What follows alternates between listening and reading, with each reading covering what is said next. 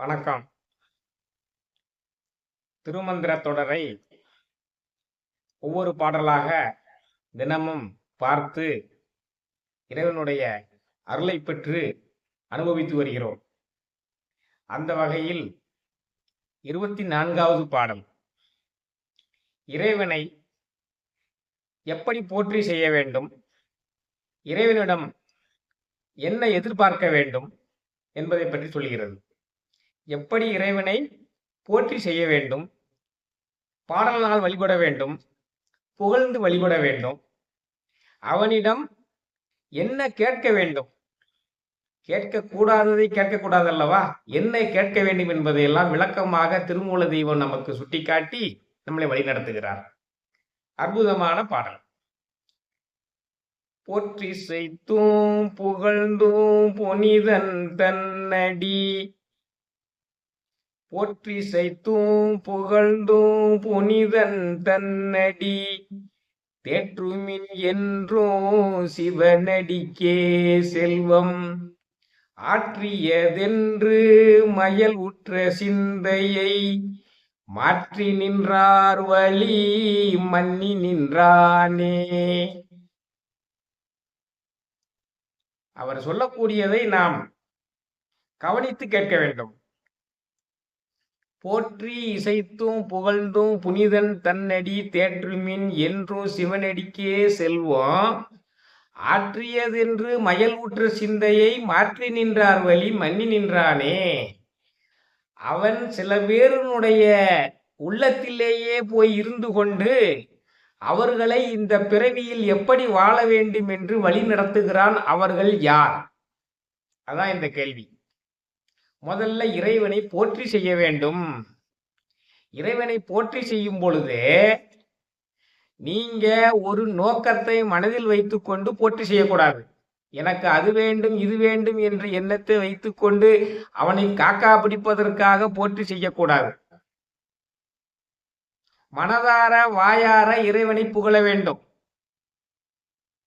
இப்ப தேவர்கள் இருக்காங்க, அவங்களுக்கு எப்பமெல்லாம் கஷ்டம் வருதோ அப்போ ஓடி போய் சிவா அப்படிம்பாங்க.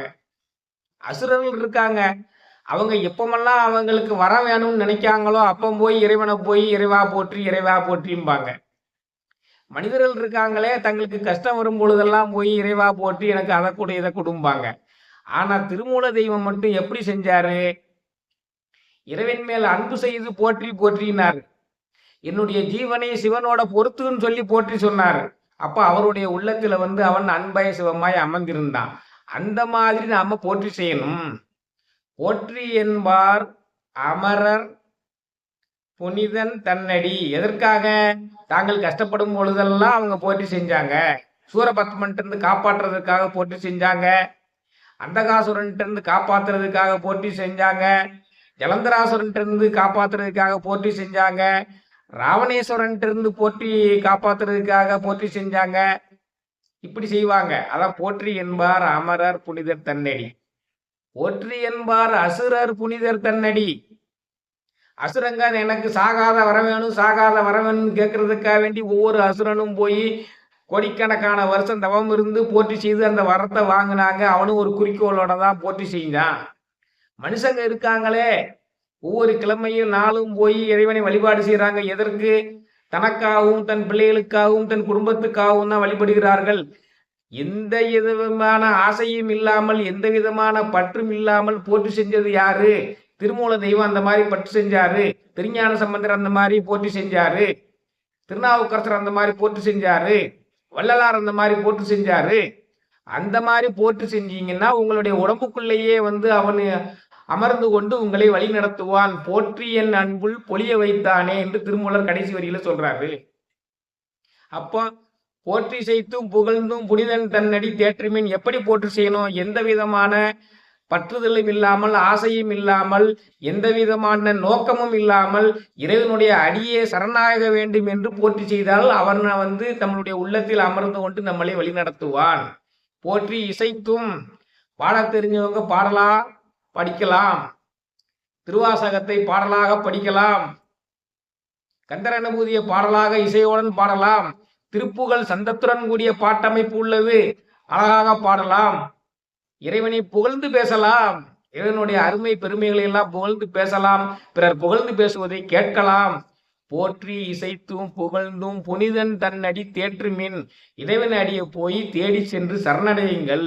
அந்த புனிதன் இறைவனுடைய அந்த புனிதமான மலரடி எப்படிப்பட்டது? மந்திரமாவதும் மாமருந்தாவதும் தந்திரமாவதும் தானங்களாவதும் சுந்தரமாவதும் தூய்நெறியாவதும் எந்தை பிராண்டன் இணையடி தானே. அந்த அடி எப்படிப்பட்டது? அது மந்திரமானது.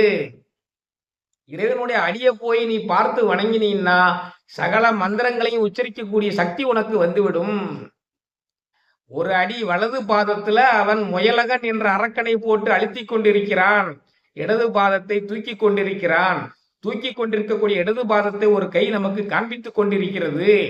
வலது பாதத்தில் அவன் அமிழ்த்தி கொண்டிருக்கக்கூடிய அந்த முயலகன் என்ற அரக்கன் அறியாமை ஆணவம் இதையெல்லாம் அவன் அழுத்தி விடும். இப்போ வலது பாதத்துல அந்த முயலகன் என்ற அரக்கனை அவன் அழித்துக் கொண்டிருப்பதை பார்த்து வணங்க வேண்டும். இடது பாதத்தை தூக்கி கொண்டிருக்கிறான். அந்த பாதத்தை ஒரு கை காமித்துக் கொண்டிருக்கிறது அல்லவா? அதில் தான் சிவனுடைய தத்துவங்கள் அனைத்துமே மறைந்திருக்கின்றன. அந்த மறைபொருளை நீ உணர முடியும். அதற்காக அந்த புனிதன் தன்னடியை பாருங்கள். அது மந்திரமானது, மாமருந்தானது.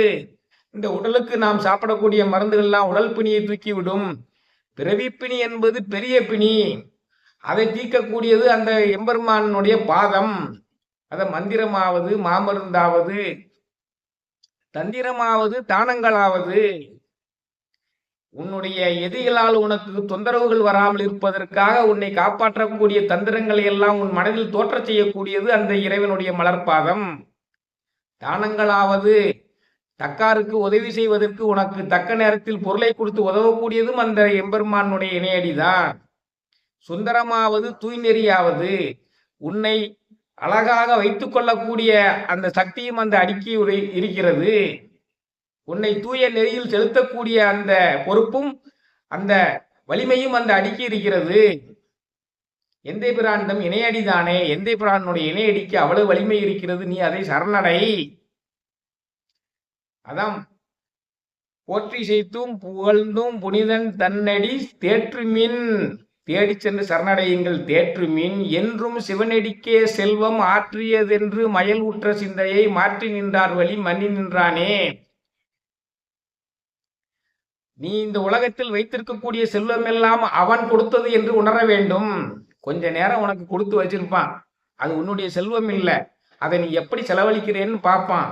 அன்பு வழிக்கு பயன்படுத்துறியா, அறவழிக்கு பயன்படுத்துறியா, ஏழை எளியவர்களுக்கு உதவி செய்வதற்கு பயன்படுத்துறியா, முதியோர்களுக்கும் நோயாளிகளுக்கும் செலவு செய்வதற்கு பயன்படுத்துறியா, திருப்பணிகளுக்கு பயன்படுத்துறியா என்று பார்ப்பான். நீ அவைகளுக்கெல்லாம் பயன்படுத்தினால் இன்னும் அதிகமாக கொடுப்பான். இன்னும் நல்ல காரியங்கள் நடக்கட்டும்னு. அது இல்லாமல் சுயநலமாக வைத்திருந்தால் அதை செல்வோம் என்று அந்த செல்வத்தை எடுத்து விடுவான். ஆறிடும் மடுவும் மேடும் போலாம் செல்வம் மாறிடும் ஏறிடும் மாநிலத்தோரே. கூத்தாட்டு அவை குலத்தற்றே பெருஞ்செல்வம் போக்கும் அது விழிந்தற்று. சினிமா தியேட்டர்ல படம் ஆரம்பிக்கிறதுக்கு முன்னால கூட்டமா கூடும். படம் முடிஞ்சவனே எல்லாரும் போயிடுவாங்க. அதே மாதிரிதான் செல்வம் வர வேண்டிய நேரத்துல வரும், போக வேண்டிய நேரத்துல போய்விடும். ஆனால் அன்பு நெறியிலும் அறநெறியிலும் செலவு செய்பவர்களுடைய வீட்டிற்கு செல்வம் வந்த வண்ணமாக இருக்கும். ஏனால் அந்த தெய்வ பணிகளை தொடர வேண்டும் என்பதற்காக. என்றும் சிவனடிக்கே செல்வம் ஆற்றியதென்று இந்த செல்வம் எல்லாம் சிவன் கொடுத்தது என்பதை உணர்ந்து நாம் கேட்கக்கூடியது இந்த செல்வத்தை கேட்கக்கூடாது. எந்த செல்வத்தை கேட்க வேண்டும்? அருட்செல்வம் செல்வத்தில் செல்வம் பொருட்செல்வம் பூரியார் கண்ணும் உல. இறைவனுடைய அருளை மட்டுமே நாம் வேண்டி இறைவனிடம் மன்றாட வேண்டும். இறைவனுடைய பாதத்தை சரணடைய வேண்டும். அதைத்தான் சொல்றாரு. என்றும் சிவனடிக்கே செல்வம் ஆற்றியதென்று மயல் ஊற்ற சிந்தையை மாற்றி நின்றார் வழி மன்னி நின்றானே. இறைவனுக்கு கொடுக்கப்பட்டது, இறைவனால் கொடுக்கப்பட்டதுதான் இந்த செல்வம். அதை அன்பு நெறிக்கும் அறநெறிக்கு பயன்படுத்துவோம் என்பதை உணர்ந்து கொண்டு இறைவனிடம் மீண்டும் மீண்டும் செல்வத்தை கேட்காமல் இறைவனுடைய அருளை மட்டுமே வேண்டி வேண்டி விரும்பி எவன் போற்றி இசைத்து புகழ்ந்து கேட்டு இறைவனுடைய திருவடியை சரணடைகிறானோ மாற்றி நின்றார் வழி மன்னி நின்றானே. அவர்களுடைய உள்ளத்தில் போய் அமர்ந்து கொண்டு அவர்களுக்கு வழிகாட்டி கொண்டு அவர்களை சிவநெறியில் நடத்தி இந்த பிறவியை இனிதாக முடிக்க வைத்து வையத்துள் வாழ்வாங்கு வாழ வைத்து அவனுடைய பக்கத்திலேயே வானுரையும் தெய்வத்துக்கு பக்கத்திலேயே வைத்துக் கொள்வான் என்பது இந்த பாடல். அப்ப இறைவனை எப்படியெல்லாம் வணங்க வேண்டும்? எந்த நோக்கமும் இல்லாமல் போற்றி செய்து வணங்க வேண்டும். எந்த நோக்கமும் இல்லாமல், எந்த ஆசையும் இல்லாமல் பாடி வணங்க வேண்டும். எந்த நோக்கமும் இல்லாமல் புகழ்ந்து வணங்க வேண்டும். இறைவனுடைய பாதங்களை பார்த்து வணங்க வேண்டும். அந்த பாதங்களில் மறைந்திருக்கக்கூடிய அந்த தத்துவங்களை எல்லாம் உணர்ந்து வணங்க வேண்டும். இந்த செல்வம் எல்லாம் இறைவன் எனக்கு அறநெறியில் நான் வாழ்வதற்காக கொடுக்கப்பட்டது என்பதை உணர்ந்து தர்ம நெறியிலும் அன்பு நெறியிலும் அந்த செல்வத்தை பயன்படுத்த வேண்டும். இறைவனிடம் செல்வத்தை கேட்காமல் அருள் செல்வத்தை மட்டுமே கேட்க வேண்டும். அப்படிப்பட்டவர்களுடைய உள்ளத்தில் அவன் வந்து இருந்து கொண்டு அவர்களுக்கு ஞான குருவாக அவனே வந்து வழிகாட்டி வையத்துள் வாழ்வாங்கு வாழ வைத்து அவர்களை தன் பக்கத்திலேயே வைத்துக் கொள்வான் என்பதுதான் இந்த பாடல். அப்ப இறைவனிடம் எந்த விதமான பலனும் எதிர்பாராமல் போற்றி செய்ய வேண்டும். அருளை மட்டுமே கேட்க வேண்டும். எப்படிப்பட்ட பாடல்? போற்றி செய்தும் புகழ்ந்தும் புனிதன் தன்னடி தேற்றுமின் என்றும் சிவனடிக்கே செல்வம் ஆற்றியதென்று மயல் உற்ற சிந்தையை மாற்றி நின்றார் வழி மன்னி நின்றானே. உங்களுக்கு சொல்லும் பொருட்டு இந்த சிவ தத்துவங்களை எல்லாம் நான் அறிந்து ஆராய்ந்து சொல்வதற்கு இறைவன் இந்த வாய்ப்பை கொடுத்திருக்கிறது இந்த பிறவி பயன் என்று கருதுகிறேன். இதை கேட்கக்கூடியவர்கள் சிவ அனுபவத்தை அனுபவிக்க எண்ணக்கூடிய பக்தர்கள் அனைவருக்குமே பகிர்ந்து அனைவரையும் கேட்க வையுங்கள். அதுதான் மிகச்சிறந்த ஆன்மீக பணியாக இருக்கும் என்று வேண்டி மற்றும் ஒரு திருமந்திர பாடலை எடுத்துக்கொண்டு உங்களை விரைவில் சந்திக்கிறேன் என்று சொல்லி இந்த உரையை நிறைவு செய்ய விளைகிறேன்.